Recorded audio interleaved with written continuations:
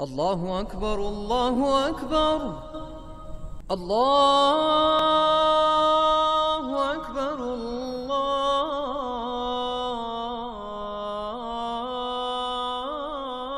بسم الله الرحمن الرحيم والصلاة والسلام على أشرف المرسلين. Louange à Allah, nous le glorifions, de lui demandons son aide et implorons son pardon. Nous croyons en lui et en lui nous plaçons notre confiance. Nous cherchons protection auprès de lui contre tout mal venant de nous-mêmes et contre les méfaits de nos mauvaises actions. Celui qu'Allah guide, personne ne peut l'égarer, et celui qu'Allah égare, personne ne peut le guider. L'imam prêche aujourd'hui, attention aux annihilateurs des œuvres. Frères et sœurs de la foi et de l'islam, serviteurs d'Allah, prenez garde aux péchés petits et grands. Ils sont une mauvaise provision pour rencontrer Allah. Ils sont la cause de tous les maux dans cette vie ici-bas et dans l'au-delà. Parmi les mauvaises répercussions de ces derniers, le fait qu'ils peuvent, pour certains, annuler les œuvres dans leur totalité. C'est pourquoi Allah ordonna aux croyants d'obéir à Allah et à son messager et leur interdit d'annuler leurs œuvres. Dans ce verset, Allah Azza wa Jal dit: ô vous qui avez cru, obéissez à Allah, obéissez au messager et ne rendez pas vaines vos œuvres. N'annulez pas la récompense de vos œuvres en transgressant, en mécréant ou en donnant des associés à Allah subhanahu. Car certes, en transgressant la voie légiférée, on rend les œuvres pieuses précédentes vaines. Allah Azza wa Jal dit à son noble prophète sallallahu alayhi wa sallam: en effet, il t'a été révélé, ainsi qu'à ceux qui t'ont précédé, que si tu donnes des associés à Allah, ton œuvre sera certes vaine, et tu seras très certainement des nombres des perdants.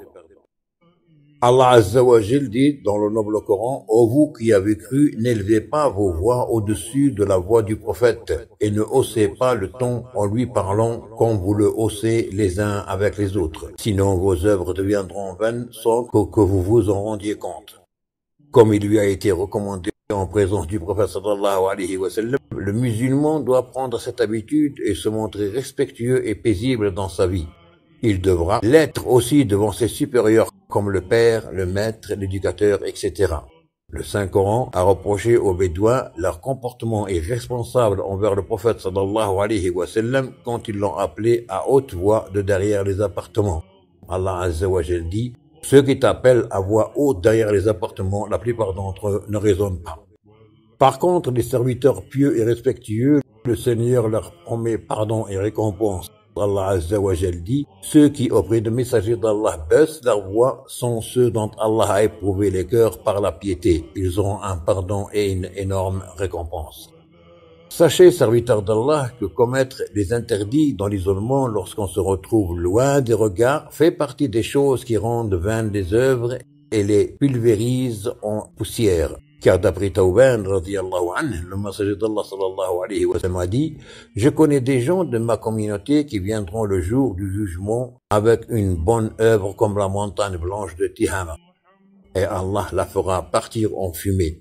Tawban dit alors au messager d'Allah: décris-les-nous, dévoile-nous leurs caractéristiques de sorte que nous ne fassions pas partie d'eux sans le savoir. Il dit sallallahu alayhi wa sallam: ils sont vos frères de votre race et ils prient la nuit tout comme vous. Mais lorsqu'ils se retrouvent seuls à l'abri du regard, ils commettent des interdits et transgressent les limites sacrées d'Allah. Notre bien-aimé prophète Muhammad sallallahu alayhi wa sallam nous met en garde contre la sorcellerie. Il dit sallallahu alayhi wa sallam: celui qui consulte un devin, un voyant ou un sorcier et croit ce qu'il dit, aura sûrement mécru au messager de Muhammad. Et il a dit aussi dans un autre hadith: celui qui consulte un devin verra sa prière rejetée durant 40 jours.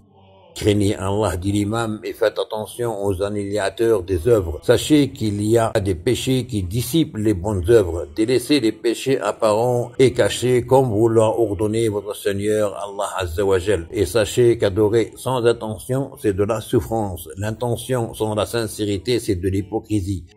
La sincérité sans régularité est une détérioration des œuvres. Et le capital d'un serviteur d'Allah, c'est un regard sur les droits de son Seigneur. Puis, alors observez, ai-je vraiment adoré mon Seigneur comme le mérite sa sainte face, subhanah. Voilà, frères et sœurs de la foi et de l'islam, prière et salut sur notre prophète Muhammad sallallahu alayhi wa sallam, sur sa famille et ses compagnons, et surtout, ceux que les suivront jusqu'au jour du jugement dernier. Amin, walhamdulillahi rabbil alamin.